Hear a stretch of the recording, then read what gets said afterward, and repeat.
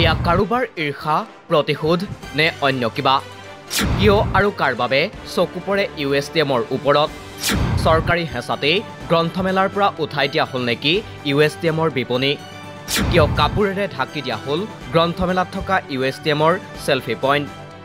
সন্দেহৰ আৱৰ্তত অসম গ্ৰন্থমেলাৰ আয়োজকৰ ভূমিকা যিটো সেলফি পইণ্ট আছে সেলফি পইণ্টৰ চাৰিওফালে আপোনাৰ কভাৰ আপ কৰি দিছে যোৱা ৰাতি কৰিছে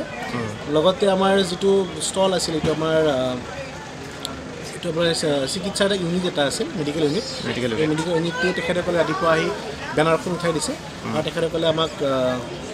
আদেশ দিছে যে আমি এইটো উঠাই লৈ যাব লাগে আমিও সেইমতে আমি বস্তুটো উঠাই লৈ যাবলৈ চেষ্টা কৰি আছোঁ ইয়া USTMৰ উপপঞ্জীয়ক ডক্টৰ পল্লৱ কলিতাৰ ভাষ্য খানাপাৰাত চলি থকা অসম গ্ৰন্থমেলাত এখন স্বাস্থ্য বিপণী আৰু এটা সেলফি পইণ্ট স্থাপন কৰিছিল USTM কৰ্তৃপক্ষই আয়োজকৰ অনুমোদন আৰু নিৰ্দিষ্ট মাচুল পৰিশোধ কৰি বিপণী আৰু সেলফি পইণ্ট স্থাপন কৰিছিল USTMে কিন্তু শনিবাৰে নিশা গ্ৰন্থমেলা আয়োজক সমিতিয়ে কাপোৰেৰে ঢাকি পেলালে এই সেলফি পইণ্টটো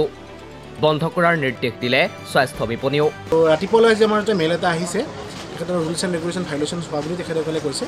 যে যিখিনি নিৰ্দিষ্ট ঠাই দিয়া হৈছিল সেই ঠাইতকৈ আমি বেছি ঠাই মানে অধিকাৰ কৰি লৈছিলোঁ তাৰ কাৰণে তেখেতসকলে আমাক এইখিনি বস্তু কৰিব দিছে আৰু মেডিকেল লগতে মই জনাবলৈ বিচাৰিছোঁ যে একচুৱেলি যিখিনি ঠাইত সেলফি পইণ্টটো আছে একচুৱেলি সেই ঠাইখিনি অপেন ঠাই হয় খোলা ঠাই হয় সেই খোলা ঠাইখিনিত বহুতখিনি আপোনাৰ ধূলি আছে আপোনালোকে দেখাই পাইছে ইয়াতে পৰিস্থিতিটো গতিকে এই ধূলিখিনিক আমি থাকিবলৈ একচুৱেলি আমি এতিয়া কাৰ্পেটিং কৰা গৈছে অসম প্ৰকাশন পৰিষদ আৰু সদৌ অসম পুথি প্ৰকাশক আৰু বিক্ৰেতা সংস্থাৰ উদ্যোগত আয়োজিত গ্ৰন্থমেলাত আয়োজকৰ এই হঠকাৰী সিদ্ধান্তক লৈ এতিয়া প্ৰশ্ন উত্থাপন হৈছে বিভিন্ন মহলত হঠাৎ গ্ৰন্থমেলাৰ পৰা উঠাই দিয়া হ'ল কিয় USTMৰ সেলফি পইণ্ট আৰু বিপণী কাৰণ আয়োজকৰ অনুমতি লৈয়েই USTMে স্থাপন কৰিছিল বিপণী আৰু সেলফি পইণ্ট তাৰ বিনিময়ত আয়োজকক USTMে পৰিশোধ কৰিছে 4 লাখ টকা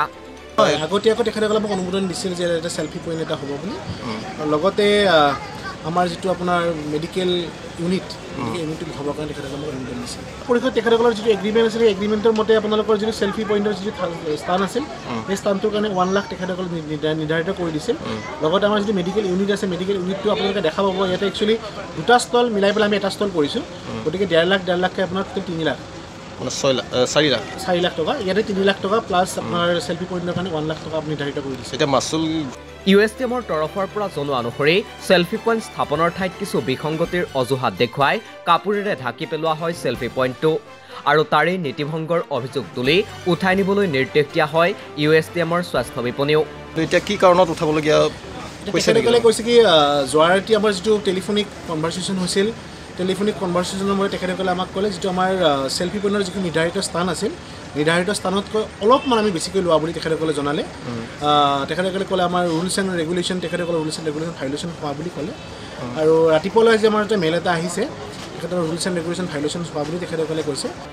অসম গ্ৰন্থমেলাত USTMৰ বিপণী আৰু সেলফি পইণ্ট উঠাই দিয়াৰ পাছত এতিয়া বিভিন্ন মহলত চৰ্চা চলিছে কাৰণ বিভিন্ন বিশেষ এক শক্তিৰ ৰোষৰ সন্মুখীন হৈ আহিছে উচ্চ শিক্ষাৰ প্ৰতিষ্ঠান USTM মনত পেলাই নিদিলেও হ'ব যে কিছুদিন পূৰ্বে গুৱাহাটীৰ কৃত্ৰিম বানৰ বাবে পুনে USTMক জগৰীয়া কৰি আহিছিল মইতো ভাবোঁ যে USTMৰ মালিকে এটা জেহাদে আৰম্ভ কৰিছে আমি যিটো লেণ্ড জেহাদ বুলি কওঁ তেওঁ এটা ফ্লাড জেহাদে আৰম্ভ কৰিছে অসমৰ ওপৰত নহ'লে ইমান নিৰ্দয়ভাৱে কোনেও কাটিব নোৱাৰে পাহাৰ সিমানেই নহয় তাৰ ঠিক কিছুদিনৰ পাছতেই USTMৰ স্বত্বাধিকাৰীৰ জাতিগত প্ৰমাণপত্ৰক লৈ অভিযোগ আনিছিল মুখ্যমন্ত্ৰীয়ে USTMৰ মালিক শিক্ষাবিদ হয় নাও কাম ফ্ৰম DC কৰিমগঞ্জ যে তেওঁ OBCৰ চাৰ্টিফিকেট লৈছিলে false and then his certificate was cancelled by DC Karimganj এটা ফলছ OBCৰ চাৰ্টিফিকেট লোৱা মানুহজন শিক্ষাবিদ হ'ব পাৰে নেকি একেখিনি সময়তে অসমৰ বাহিৰৰ শিক্ষানুষ্ঠানত পঢ়া শিক্ষাৰ্থীয়ে অসমত চৰকাৰী চাকৰি পাবলৈ পৃথক পৰীক্ষাত বহিব লাগিব বুলিও ঘোষণা দিছিল মুখ্যমন্ত্ৰীগৰাকীয়ে এতিয়া আমি আৰু এটা আলোচনা কৰি আছোঁ যে USTMত পাছ কৰা ল'ৰা ছোৱালীয়ে যাতে অসমৰ চাকৰি পৰীক্ষাত চাকৰি এডভাৰটাইজত যোগদান কৰিব নোৱাৰে তাৰ কাৰণ বেলেগ ষ্টেটৰ চাৰ্টিফিকেট USTMৰ প্ৰতি মুখ্যমন্ত্ৰীৰ এনে প্ৰতিক্ৰিয়া অথবা বক্তব্যই স্পষ্ট কৰে শিক্ষানুষ্ঠানৰ প্ৰতি মুখ্যমন্ত্ৰীৰ আচলতে প্ৰকৃত মনোভাৱ কি এই সকলো ঘটনা পৰিঘটনাৰ পাছত বিগত ২৭ ডিচেম্বৰৰ পৰা অনুষ্ঠিত গ্ৰন্থমেলাত USTMে স্থাপন কৰা বিপণী আৰু সেলফি পইণ্ট উঠাই দিয়াৰ ঘটনাই এতিয়া সকলোৰে মনত কৌতূহলৰ সৃষ্টি কৰিছে কিয় আৰু কাৰ বাৰে বাৰে চকু পৰে USTMৰ ওপৰত কোনো প্ৰভাৱশালী ব্যক্তিৰ হেঁচাতেই গ্ৰন্থমেলাৰ পৰা উঠাই দিয়া হ'ল নেকি USTMৰ বিপণী নিউজ ডেস্ক ৰিপৰ্ট দি ক্ৰছ কাৰেণ্ট